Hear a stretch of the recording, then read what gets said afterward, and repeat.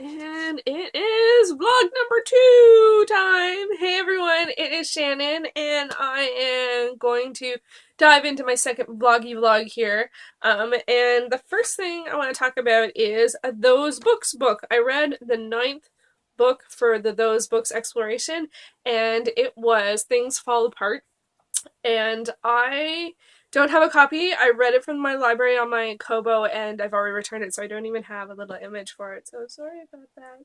I read this as a part of the Book Jazz was doing is doing a continent read this year, and every other month there is a continent picked and you read books from that continent. Now, I thought it would be a good opportunity to put the two and two together. February, the continent was Africa. And when I looked through the entirety of the Those Books list, over 400 titles, there was only one title that felt applicable, and that was Things Fall Apart, because it is a Nigerian novel. There were two other choices, but they were Australian, South African authors, and they were more adventure-y, and I don't know, they didn't seem to quite fit the bill. So I went with Things Fall Apart, and I would have to say it was it was a challenging read on a different level than I anticipated. I really understood it, so that was really exciting. There wasn't any worry there. It's very clear and well written. I really understood the narrative and understood the characters, very well rounded in that sense. But I found it very uncomfortable in a lot of ways, especially in terms of the gender dynamics. Now, was written in 1958 and it's set in Nigeria earlier than that. So the gender roles are very divided and very clear, and like, men have multiple wives, and there were instances of men beating their wives for doing things like, staying out and not having his second lunch ready, kind of stuff. So it's stuff like that, really. I was like, are you serious? But then I'm like, okay, again, like, as I said in my earlier vlog with talking about it in the Heart of the Sea, one of the reasons I'm picking some of these books is that for them to be a challenge, for them to be outside the normal scope of what I normally read, and, to embrace that challenge and to see different cultures, to see different points of view. So I can't, if I'm going to be open to that, then I can't be like, hey, I don't like this, so I'm not going to read it. So I kept, and it was well written. And so, like, I enjoyed that element of it. And I did, after a while, I felt like once I shifted that my perspective on that, there was something really interesting and oddly comforting about how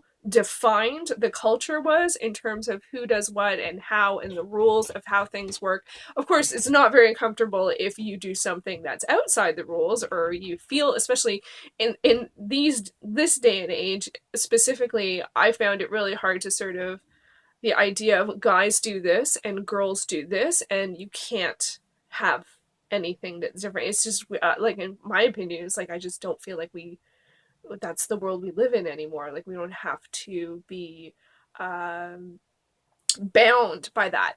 But when they gave that to other levels of sort of like the social structure in terms of who did what or how things were presented, I thought there was something really interesting in there, and I really appreciated it in terms of just, I don't know, there was something oddly comforting about the rules. Like, but again, of course not if it doesn't, you don't, if you feel like closed in by that. So anyway, so it was a really weird experience. Now, there were some things I really loved.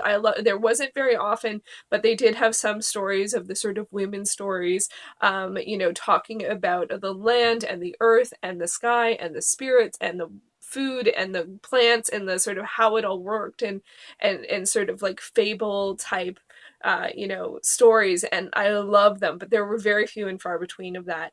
I did really come to feel for the characters, and it was really, really challenging in terms of the situation as the story progressed. But I am really glad that I read it. I did gain a lot of insight with it, but it was definitely a different read, and it's hilarious because I think almost everyone who participated in the continent readathon read Purple Hibiscus, which is probably so completely the opposite of the book that I chose. But again, I was trying to pair the two together. So I want to thank the Book Jazz for hosting the the continent readathon, and I'll have to look at, she's doing it every other month, so in April I'll have to look at, see what continent it is and see if there is those books that matches up, because that was fun to do, because this definitely, you know, otherwise I don't know how long it would have been till I had picked it. So anyway, February was a heavy month for male authors and male ideas, with that in the In the Heart of the Sea, The Tragedy of the Whale Ship Essex. So I'm a little like mailed out for perspective. And actually, speaking of, no, this is kind of like a couple of different things. One thing I wanted to, I can talk about a film. I'm like, I don't even think I have a little thing that says film, so pretend it says here film. I wanted to talk about a movie that I watched, which was We Are What We Are, and I watched it on Netflix. It was directed by Jim Mickle, who did oh my gosh, it was the first movie I ever saw at Toronto After Dark. I can't remember it. It's like had zombie rats, but it was called something that didn't really allude to that, if I remember correctly. Anyway, so I was watching it, this was a couple weeks ago, and I was like, wow, I was watching it, I was like, wow, this is really not what I was expecting. It was a lot darker. There was no humor in it. I'm like, wow, this is just not, because everyone had been talking about this movie, and I'm like, oh yeah, that's on Netflix, I should watch that. And I was like, it's just really not feeling it.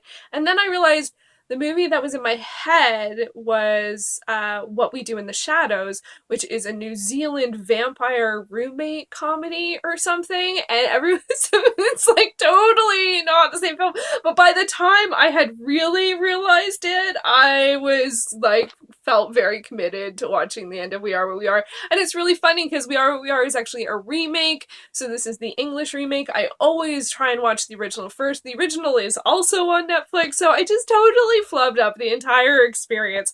But getting back to the version I watched of We Are What We Are, I actually thought it was really good.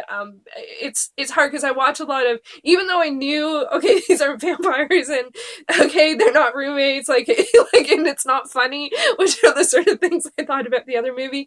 There were enough things that made me think it could be, but because I watched a fair amount of horror, and and after watching Into the Heart of the Sea, I picked up on some of the themes in We Are What We Are pretty early, and I don't know if you're supposed to know what's really going on, because it does have a thriller element to it. I would say it's a horror movie, but it's really a thriller. It's a lot of it's based on the tension and the tone, and it's very well done. It's centered on an odd family where the mother figure, or actual mother, I never quite figured that out, passes away, and then her responsibilities are passed to the eldest daughter, and it's kind of just, it feels really uncomfortable as to what that may entail.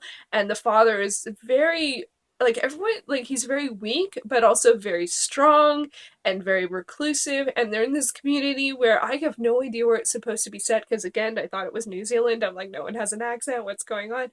And so like I'm not really quite understanding what's going on. And then as it progressed, I was like, okay, so not in New Zealand, and then, because it feels like somewhere America, maybe, I guess, but, you know, and just like they were reclusive, kind of the strange family, but they were friendly with some people, or were they supposed to be? I don't know. So in terms of tension and tone, wow, this hits it out of the park. It is really good. The acting is really good. I thought both of the daughters were good and the father was good. And it's very unnerving. So if you're looking for an unnerving thriller, I would definitely check it out. Again, if you're, you know, like me, someone who is well versed in a lot of horror and thrillers, you're probably going to pick up on what it's about. I don't think it's super trying to hide it, but I picked up on it. But it's really creepy. So if you're looking for a creepy watch, I would definitely recommend that. So now I'm not sure what to do, of whether I should go watch the original and then, of course, whenever What We Do in the Shadows becomes more available, like, you know, becomes like it's on DVD or on Netflix or whatever, I'll definitely check it out. So it was just kind of funny, though. It wasn't what I was expecting. So there you go. There is vlog number 2. I hope you enjoyed that. I have more to do, so I'm just going to keep on vlogging until I get too tired. Thanks for watching.